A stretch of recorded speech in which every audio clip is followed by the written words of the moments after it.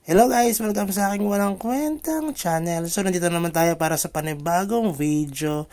Ngayon guys, ay ikakraft na natin yung ating shield na Freya. Kasi meron tayong sword na Freya guys. Pero hindi ko kasi siya magamit ng ng full potential niya kasi kailangan dapat ay dalawang weapon. Kasi merong skill na ma-unlock kapag ka nakompleto nyo yung shield and yung sword. Parang 10% na damage na bigay sa atin. Tapos 60 seconds na cooldown. So maganda yung bigay sa atin guys, no. So yan, nandito tayo sa Emberland ba ito. Alam nyo ba napakatagal kong inipon ito kasi 1,400 na materials na gagamitin dito. 1,400 plus 1,400 so 2,800. Eh, ang tagal na niya, limit lang yung, ano na yan, yung materials niya para siya makakuha. No? So, hindi muna ako nag-set. Susunod natin yung set. Actually, dapat set muna eh. Pero kasi more on damage ang gusto ko para mabilis ako makapag red boss. At syempre sa PvP, dagdag percent ng damage sa atin. Yung 10% na bonus damage na 60 seconds cooldown. So, magandang yun, di ba, na nabigayan kapag ka nakipag PVP tayo. Okay din naman kung unahin yung set, pero para sa akin, mas importante itong weapon muna bago yung set. Kasi yung weapon ay mas maganda yung bigay na option sa atin compared doon sa armor. Sa set, sa gears, no? So dito tayo ay nasa level 8 na kundon. Hindi tayo makapag level 10. Anyway, sooner or later magle-level 10 tayo, magpapa-level lang tayo ng ating kundon, kukuha tayo ng mga mythical. Feeling ko last na yun na kundon na kukuhain ko, siguro mga 2 mythical pa na elements para makapag-kundon 10 tayo, then stock up muna tayo doon para lang ma-level 2 natin yung ating Archangel. Pero pagkatapos nun baka mag-focus na ako sa mythic na attack damage. Okay, kunti na lang yan guys. So, ilan na lang? 13. Okay, 13. So, nabawasan. Ilan na lang ang kailangan natin? Parang 7 na lang. So, makakraft na natin, makukuha na natin yung ating skill sa Freya. Mas maganda yan, no? Mas maganda yung bigay para sa akin, ha? So, kayo, pwede nyo naman din gayahin sa mga bago pa lang na lumabas itong Kundon Trial, pwede nyo siyang gayahin na unahin yung weapon kasi may dagdag naman din na damage sa atin. Same din sa gears, okay?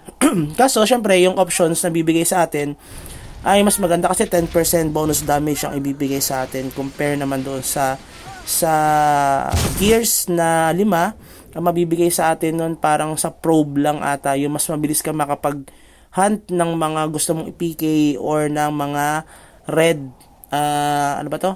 red dragon, yun lang.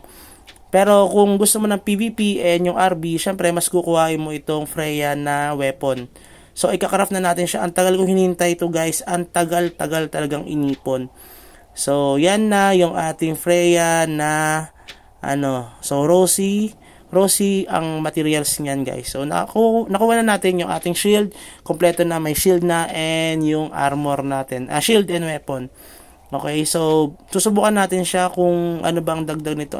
Kasi tulad nung yung Archangel, 'di ba, nagbabago na itsura. Ito kaya nagbabago rin kaya itsura nito. So papalitan natin yung skill natin.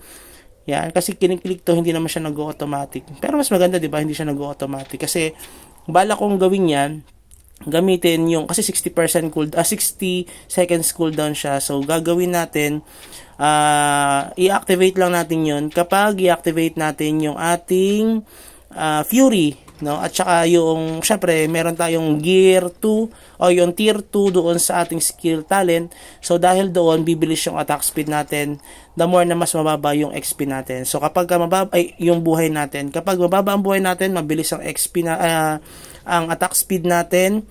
At the same time, inactivate mo tong yung Freya skill, dagdag na 10% damage in 60 seconds sa cooldown niya. Syempre 10 seconds lang pala siya magtatagal lang, maglalas yung 10 seconds lang ata maglalas yung skill na Freya. Pero matagal na rin yung kahit papano. Sa PVP sandali lang usually ang patayan, di ba? Gusto ko subukan ito sa PVP kaso sa susunod na.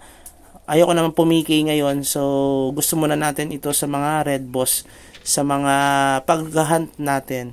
Okay, bala ko kasing i-activate yan yung attack speed natin na Fury, tapos yung Freya na skill natin, dagdag na damage. So, ibig sabihin nun, mas mabilis natin mapapatay yung mga red boss natin kapag tayo ay ginamit natin yung ating skill na Freya at the same time yung ating skill na Fury. So, yan. Ayan lang pala, parang pumutok lang na bulaklak. Tapos, yan, hindi natin activate yung Fury, di ba?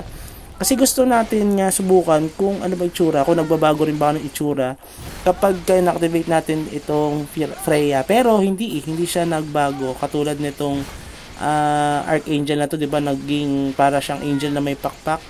Akala ko magiging demon din na may pakpak itong itong Freya natin, pero hindi eh. So anyway, Rosy Brett. Okay, yung skill niya. Hindi ko alam kung anong basa diyan, Rosy ba 'yan? Ang basa diyan sa Rosy Brett na yan. Hindi ako magaling sa pronunciation, guys. Pasensyahan nyo na.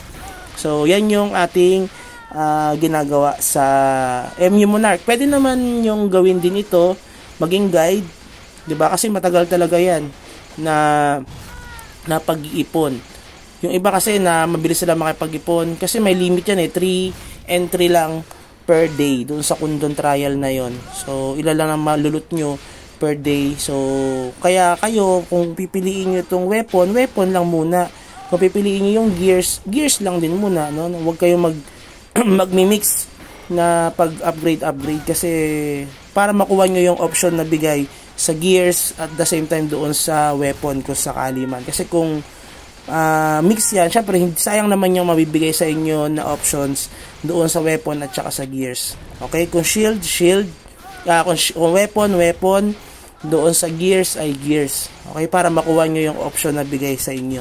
Kasi pagka doon sa gears naman, kailangan 5 syempre na gears ang inyong i-upgrade. Halos same lang din naman yan kung tutuusin na mabibigay sa inyo.